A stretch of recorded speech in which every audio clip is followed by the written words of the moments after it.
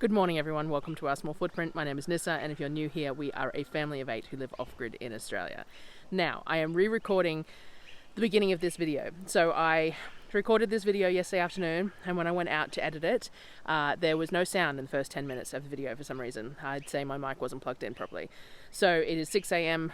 this morning, and normally I finish the videos the day before so that I can let them upload during the night while I sleep, and then in the morning I'll do the last minute touches and put them up, and that seems to work well for timing wise and just convenience. But instead I'm going to have to film the beginning of this video again and upload it this morning.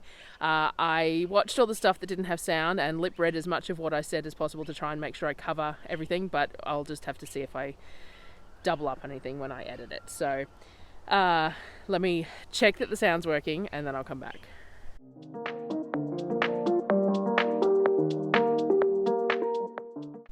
Alrighty, all good. So today's video is a catch-up video and garden video. So I am doing these garden videos weekly, and a lot of it is for my own benefit. It's like a video diary for me of each week of how things are going. So this year we have changed up the way I've gardened. So the YouTube income and stuff has really helped me to be able to redo things like this.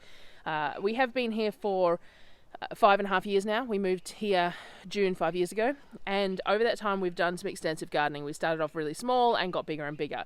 The year before last we expanded this garden out, so it would have been 3 years ago that we built this main garden space, and then the year before last we expanded out because we'd done so well the year before, and then it didn't work. So the soil, no matter what I added to it, the soil was hydrophobic, was really sandy on top. It wasn't improving the soil underneath, even though I was doing, sort of a Hugo Coulter, sort of a soil improvement style method, which I knew was long term, but was hoping that I could still grow in the top half of it if I kept on adding as well. But everything I planted was damaged. It was eaten. Even I had pill bugs were eating fresh seedlings, and pill bugs normally only eat decayed stuff. So it showed how that the soil underneath wasn't even decaying. It was so dead that there was nothing for them to eat, and they were coming up to the top. So originally I had hoped the plan had been like garden style, lots of narrow rows, narrow paths, same plants down each path, whole rows of zucchinis, whole rows of tomatoes. I'll put some photos in to show you what I did. And just because it was for ease of mass production of food. That was the plan. As much as I'd love to follow more permaculture principles and all things like that, the food garden is for food. And to be able to grow enough of the food choices that I'm growing for our family of 8, then we really needed to have like production line type growing. And I don't know if I did my normal spiel because I'm all stirred up. So we are a family of 8 who live off-grid in Australia.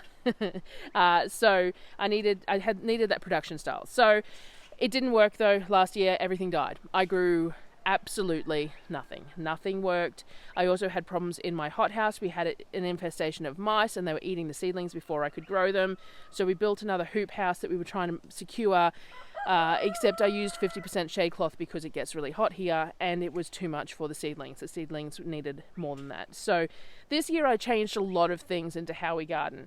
I introduced raised beds to the garden. We've also introduced some wicking tubs, though we haven't got as many of them done as we had hoped. We redid the hothouse and did half of it sealed up in the polyplastic and half of it sealed up in shade cloth. I built a seed starting shelf with some lights and heat mats for inside the house so that I could get some seeds started in there, and I made my own seed starting mix this year. I did a mix of cocoa core with worm castings, perlite, and some rock minerals, and it has worked wonderfully for my seedlings this year.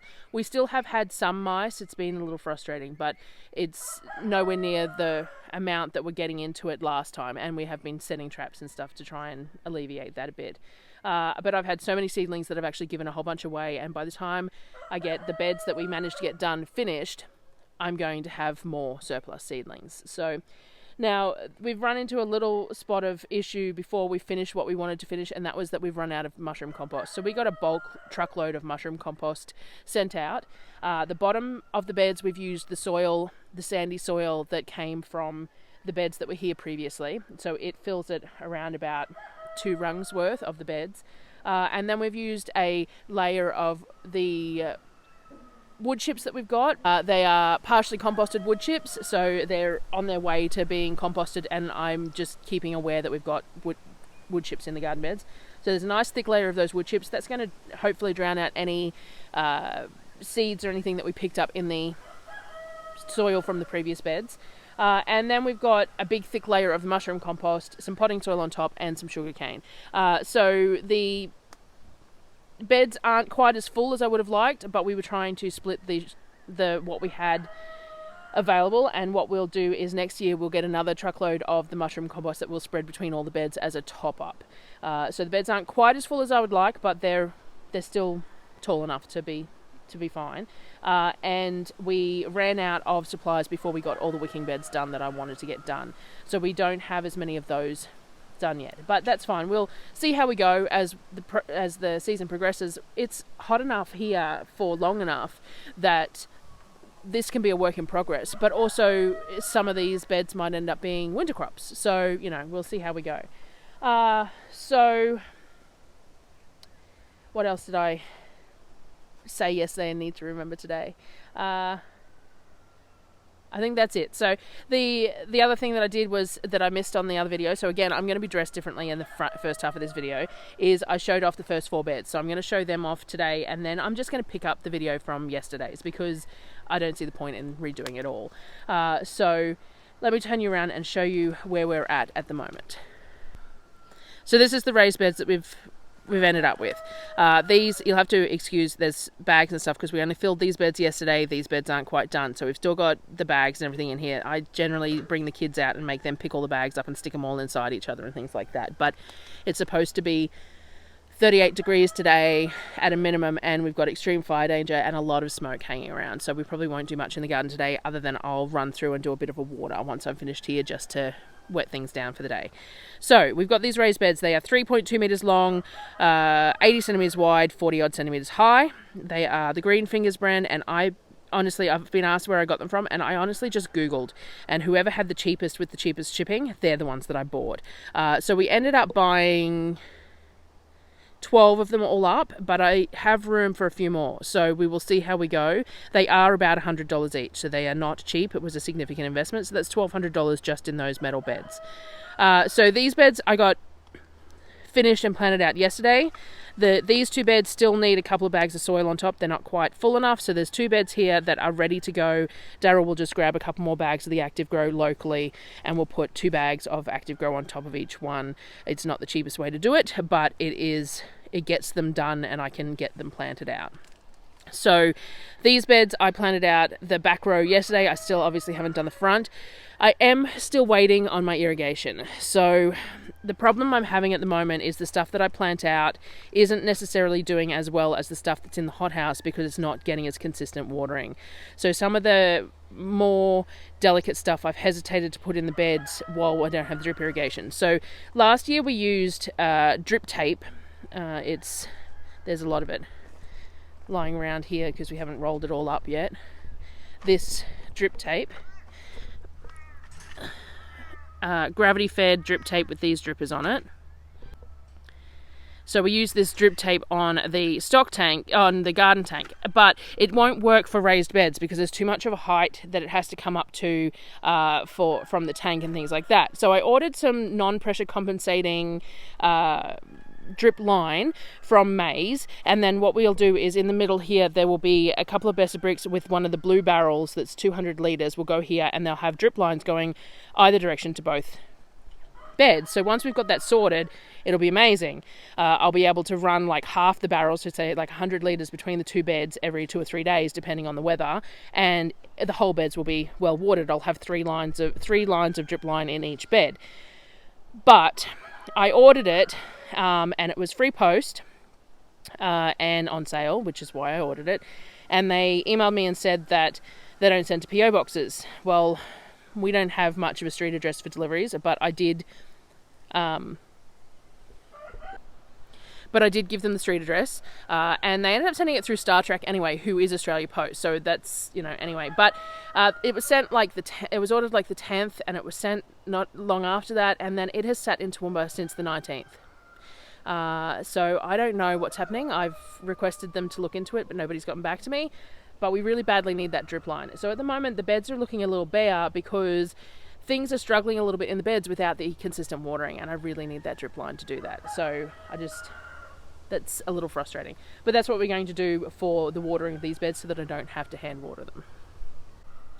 So all of the beds back onto these trellises, which are these temporary fence panels. We bought these a couple of years ago for $20 each, and they have worked really well for trellising. So we've got this bed, we've got tomatoes along the back of every row, because tomatoes are a big thing that I like to grow, because we use them a lot, and fresh tomatoes out of the garden are just awesome. So we've got a range of tomatoes.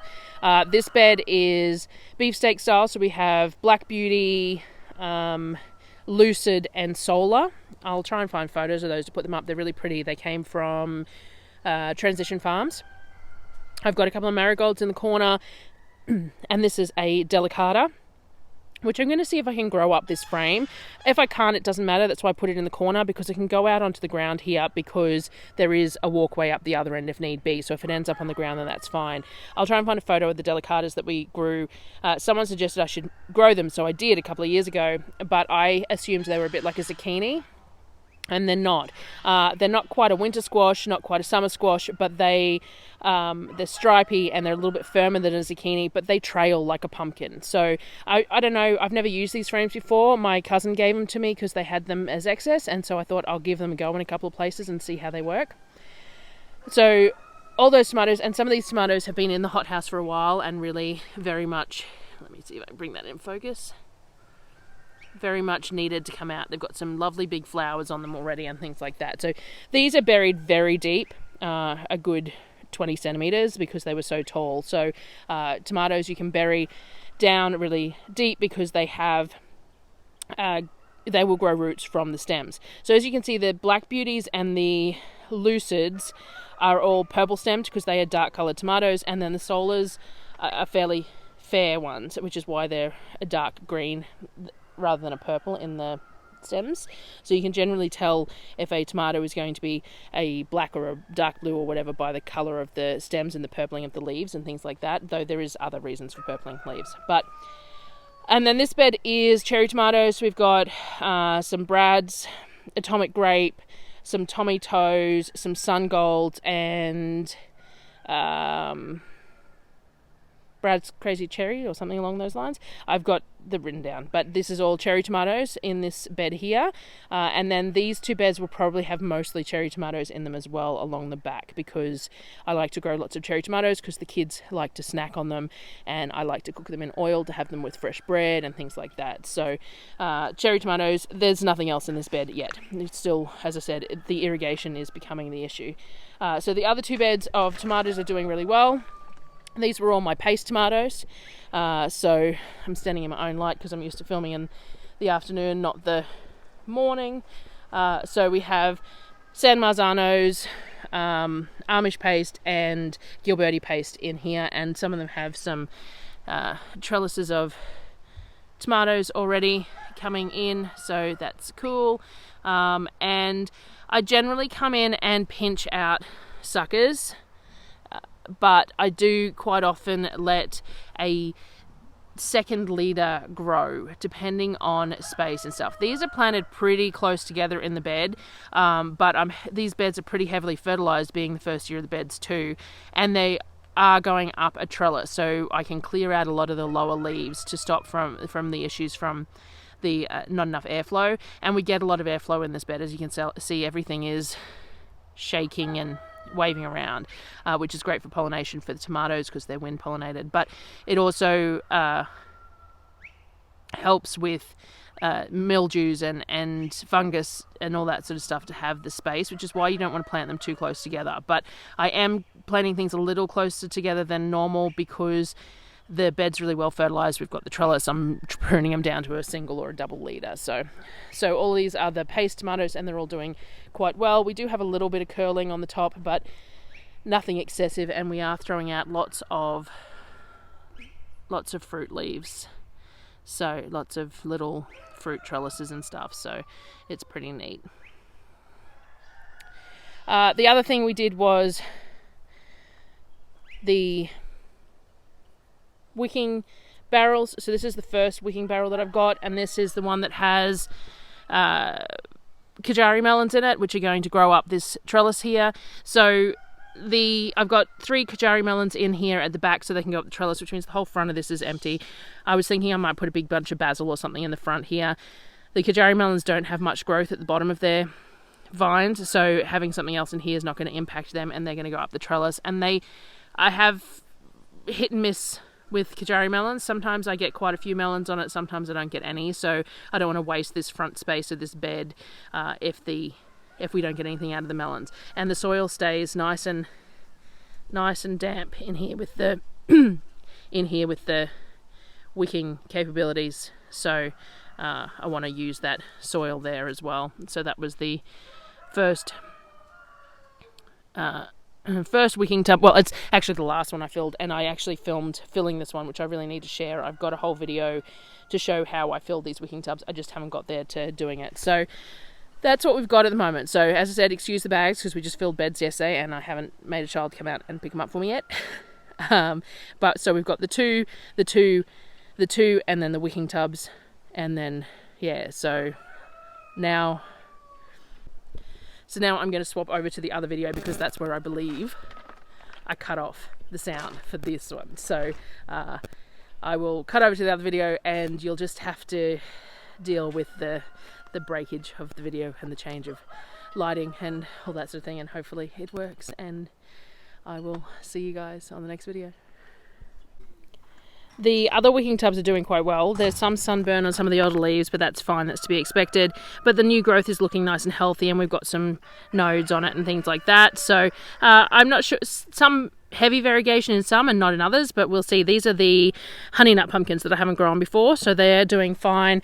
Bit of a learning curve on the buckets, figuring out how often they need filling. And then, yeah, with some of these old leaves, the very first leaves are got some sunburn, but that's fine. We will trim these as needed, and hopefully they will do fine. The watermelons, I ended up with a few extra watermelon seedlings, and I've ended up putting 4 in each of these buckets, and it's probably too many, but we're going to see how we go. They are only sugar baby watermelons, so they're a fairly compact vine, and they only grow 3 to 6 melons per vine, so it might be okay. But there was just 3 more left in the hothouse, and I don't have anywhere else to put them, and we've run out of soil, so I decided to just whack them in. So the watermelons are doing fine, nothing huge growth-wise, but again, we're sort of figuring out how much water is needed in the buckets as well, and to keep them topped up. Some seem to be holding water better than others, like this one has water all the way up to its thing at the moment, and some of them don't, even though I topped them all up at the same time. So we're going to have to investigate that a little bit as well. I got these 4 beds here that aren't doing anything. These ones just need a little bit of potting soil on top and some mulching, and then I'll have to plant something in those, probably some flowers and stuff, I reckon. And these ones are the strawberry beds, so I planted the strawberry crowns. They are doing okay. We don't have much new growth in them, but it's awfully hot. But we are getting some new green growth in spots, and I'm trying to make sure to water it very regularly as well, and the soil's nice and damp, so we'll just persevere with that. So there's 12 strawberry plants in there and 12 in this bed. As you can see, they are shooting up some green, but the green is struggling a little bit, so we will see how we go with those. The wicking beds are also learning. We're getting there. So like this one's dripping at the overflow, so this one's nice and full. I filled them up the other day, so that's good. But we've had the issues with the plants being too small when we transplant them and not being able to access the water in the bottom, so we have to make sure we top water a lot there. So again, there's been some sun damage too, which is why I think I showed this last time, we put some shade cloth up in strips to help just reduce that middle of the day harsh sun, and hopefully everything will just come along. So cabbage bed, this cabbage is not doing anywhere near as well as the cabbage in the raised bed, but the cabbage in the raised bed is being eaten alive too, so you know, pros and cons. We did put the poles on, but we haven't put the netting over it because we got slack. And then over on the other bed, I'll show you how badly it's eaten, because Darryl bought a whole bunch of these saddle clips and we went to get them to put in the other bed and we can't find them. So, you know, one of those things. The zucchini beds are doing really well. I haven't started training them up the posts yet because they don't have much of an actual stem on them yet. They just have a cluster at the bottom, but they are doing really well. We've got lots of green growth, lots of stem happening. There's baby zucchinis that look, there's one there that's doing well, and a couple there. That one's flowers almost open on that one, and one's opened there. Now, I didn't come in and fertilize the flowers, so I'm not sure what kind of insect life we've got at the moment, but hopefully they did what they needed to do. And the second lot that went in are doing really well as well, starting to really take off. So these ones are all cocozelles, and then these ones are all Lebanese and all green. So we've got 2 beds worth of those going, and they're all, look how much they've just taken off in the last week or so. So these beds are looking fantastic, which is really nice. Lots of green. And then we've got the cucumber and bush bean and radish bed, which is looking lovely and green as well. I need to come along and cut some side shoots. Oh, look at this. Look at that. I haven't been out here in a couple of days. How neat is that? I hadn't even noticed them. Oh, my right hand. Now, I think these were pickling cucumbers, and so they're probably actually a little large, but I hadn't realised that there was fruit on there. So how neat is that? 2 cucumbers there in that plant. So I've got to come along and cut some side shoots off, because there just isn't going to be room for there to be too much in the way of side shoots. But other than that, they're doing well. Well, obviously, because there was cucumbers. So the bush beans are looking a little worse for wear in certain spots, but they're also throwing out some good new growth. So again, I think it's lack of water. The radishes are a bit the same. Some of them have got some really nice growth, some of them not so much. I did thin them out earlier on, but they might do with a bit more thinning as well. But we will just see how they go. Planting like this is something new to me too, planting the different varieties in the one bed. And then there was the cabbages that were here. So this cabbage bed, these cabbages have grown so well, but I don't think I'm going to get any of them because there is so much damage to them that, yeah, I've been coming along and checking for eggs and caterpillars and stuff, but obviously I'm missing plenty because there is so much damage to all of them. Like this whole center is being chewed on, and so when I finish this, I might go and get some, look, there's some eggs there. I might go and get some diatomaceous earth and sprinkle it, but I think it's too late. I think that, look at the center there, it's just completely chewed out. There is just no saving most of these, unfortunately, which is just really sad. But the beetroot are doing really well. So, you know, even if I have to pull these out and they become animal feed, and then I plant something else down the middle, and we can still get the beetroots down the side. So the spring cabbages were going to be a bit of a trial run anyway, because I wasn't sure if it would get too hot too fast. So, and then we have the other tomato beds, other 2 tomato beds. So these are brand new wine tomatoes, and they are doing wonderfully. They have gotten to the point where I need to come along and trellis them. We've got lots of big flowers, lots of flower fronds, and as I said before, we've got 2 litres on most of these because I was a bit slack. And then all the pepper plants in the middle are guajillo peppers, and then we've got a variety of Thai basil, marigold, lettuce leaf basil, and I think there's some Genovese basil as well throughout here. So all the tomato plants are doing really well. Nice sturdy stems and things like that, holding themselves up really well considering I haven't trellised them yet. And then the other bed here has the Argy pineapples, the jalapenos, and the other tomatoes, and we've got some that have already got fruit on them, so that's kind of neat. But we do have the curling going on. I did molasses water them in case it's a mite issue, but it could purely just be heat, so I'm just going to keep an eye on them and see how we go. But the stems are nice and sturdy, and they're growing up the trellis as well. So that is the garden for the moment. I said I'm going to plan out those tomatoes and things like that and try and get more into these beds that have a whole lot of empty space, but I really want that drip irrigation. So, and then we've got quite a few IBCs cut and ready to be turned into wicking beds. We just don't have the soil at the moment. We'll see how we go with that. I've still got heaps in the hothouse, mind you, like heaps. Far more than I'm going to have space to plant out. Pros and cons to that. I did give a whole lot away, but there's still a lot more. And finding spaces to put some of it has been the issue as well. So let me turn you around to show you. I have been having some mouse issues again too. This tray of Argy pineapple had got mostly devoured. But I do have a few things that I'm not sure where I'm putting yet, and some that got chewed on, like that got chewed on slightly, so we'll see. So we've got some echinacea and some bergamot there. I started a new tray of lettuce because the lettuce all got eaten by the mouse last time, so this is still germinating. The problem is that lettuce doesn't like to germinate above 30 degrees. So I was trying to get it going in the last couple of days where it was cooler, but it might get too hot for it. But what I've been doing at night too is putting a propagation dome on it so that the mice can't get to it because they love those fresh little leaves. So it's like 5 o'clock in the afternoon at the moment, even though it doesn't look like it. So I'll put the propagation dome on there for them overnight, and I come out first thing in the morning. I've still got all these gorgeous zinnias to plant out and haven't done it.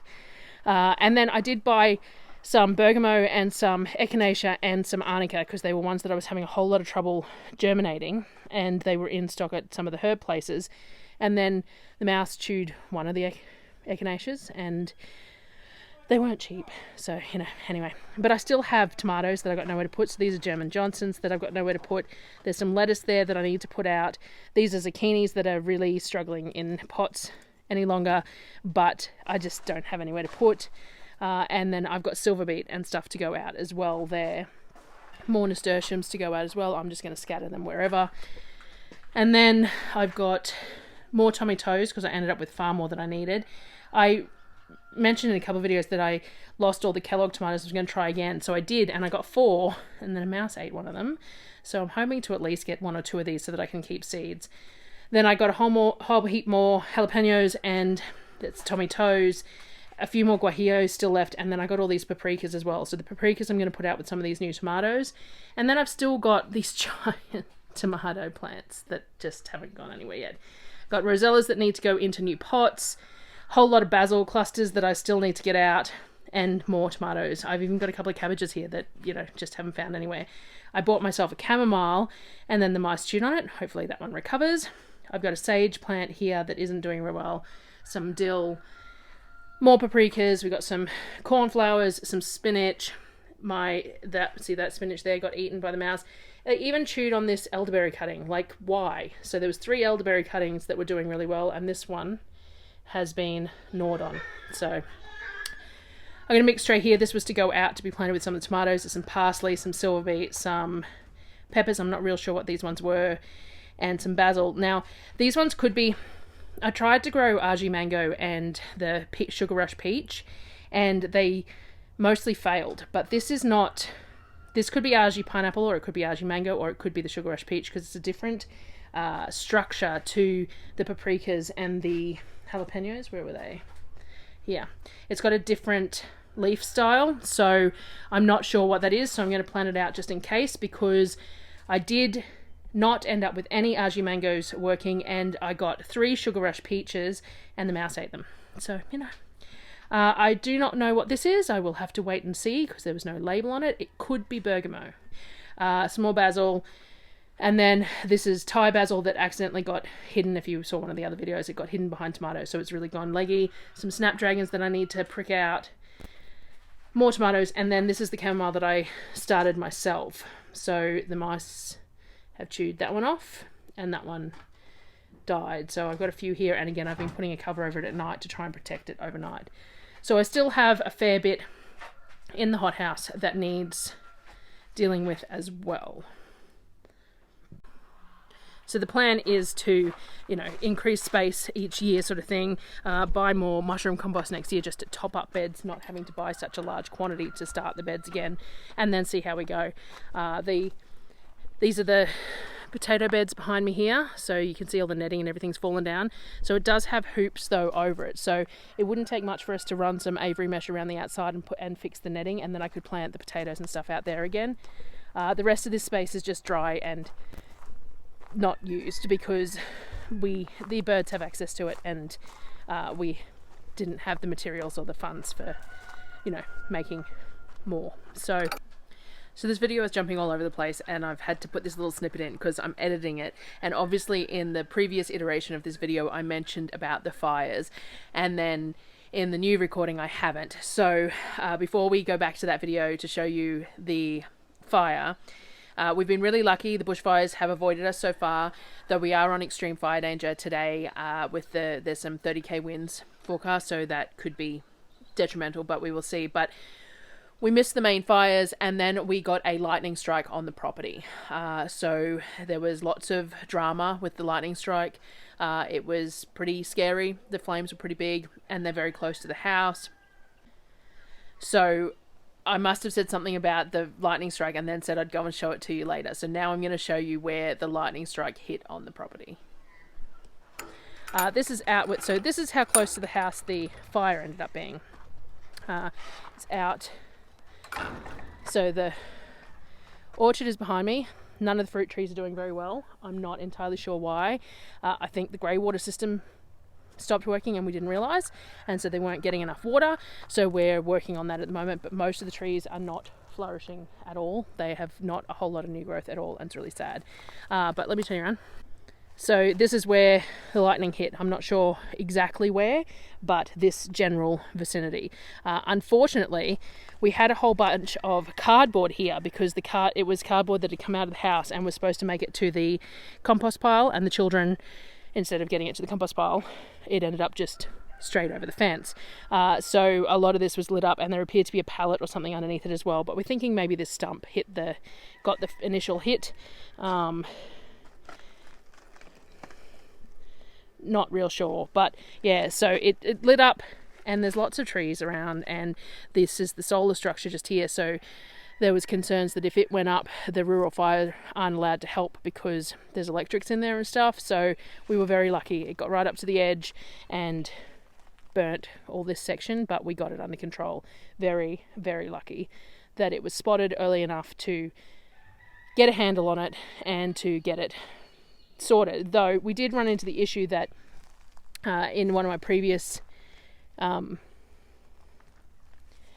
I had mentioned that the hose in the garden has a damaged fitting on it, and I had forgotten to clarify slightly because everyone said, can't you just cut the fitting off and replace it? And yes, we totally can, but it's one of those hoses where the fitting's welded on, which is really handy for a position of a hose that you don't see all the time because the hose is out in the garden, so you don't always see it. So having a welded fitting means it doesn't pop off. So just in case something would happen and the water was running and the head had popped off, it doesn't happen with the welded ones. So we'll cut that off, replace it, but move it somewhere else that's not in the garden. But in the meantime, we've still got it in the garden, which is fine because it has a valve. Has a valve up here that we use to turn the water on and off to the hose. So it doesn't matter that it doesn't have a head on it, but it meant that as soon as we saw the fire, I grabbed this hose and I took it straight out the garden over to where it needed to go, but it didn't quite reach. So we grabbed another hose, and of course we couldn't put a connector in this hose because it was broken. And then the stock tank ran out of water because Darryl had gone to go and get water that day, except that the power was out, which meant that the pump for the bore wasn't running either, which meant that we couldn't get water from the bore. So he had gone to get water that day. I'm just going to sit down on my table. He'd gone to get water that day and couldn't because there was no pump at the bore. So the stock tank ran out while we were trying to wet it down. And then so we had to grab hoses to the house tank, which is fine, except that we had to run 3 hoses together from the tap on the house. And then we didn't have huge amounts of water there either, and not much water flow because of the distance we were running. So the fire truck came and helped douse it down. Now, it makes you think of a bunch of different things that you might need to think about in future for like if something happened. But the problem is that a lot of the things that would be ideal is like having an IBC that you use for fighting just for fires, like you just have it full of water with a petrol powered pump on it so that you can move it wherever you want. But we've got nothing that could move it. Like our ute is quite large and bulky, and there would be no way that we could have driven it to where we needed to go. The fire engine had to use the next door neighbour's driveway, and we were just lucky that she had seen the warning on the Bushfire app and then had sent her father around who lived locally to open the gate so that the fire truck could get through because it was on that side of the property, so that was ideal. But for us to transport around a full IBC of water to where a fire is, we just don't really have a vehicle that would be able to do that, and you can't manually do it because 1,000 litres of water is heavy. So we have trailers with IBCs on them, but no real way to get them anywhere. But we also fill it with water and then move the water to the tanks. So there's a lot to think about there. I also did think we were using our phones and torches to be able to see what we were doing, which was really awkward. So I think that getting some headlamps would be ideal as well. So we'll probably do that. But it was a bit of an eye-opener of how we would manage, and we were very lucky that it was close enough to the house that we did manage to smother it enough that it wasn't spreading by the time the fire truck got here. So yes, very grateful for that. It was kind of scary though. The flames were quite large. I have a photo I'll put in here that was after we'd had it mostly under control. I didn't film or anything prior to that. We were too busy putting it out, and reaching for my camera is not my first instinct. Maybe I would do better on YouTube if I did. But it isn't, which is why I have so much trouble when I'm shopping and stuff too, because I might see this deal and I think afterwards, I should have shared that, and I didn't, but you know. So yeah, so that's what's been going on. The fire is still going, but not going in any way that's threatening at the moment, but we do have 30k winds suggested tomorrow, so we will just have to keep a real close eye on everything. Darryl's been to town and to the bore a couple of times in the last couple of days to top up tanks, so we've got plenty of water on hand and plenty of animal food. We were running low on animal feed and we couldn't get to town because the highway was closed off because of the fire. So yeah, other than that, I think that's most of the updates, because it's mainly just garden and chat today, and I will have a new food video for you the next couple of days of October's meal plans.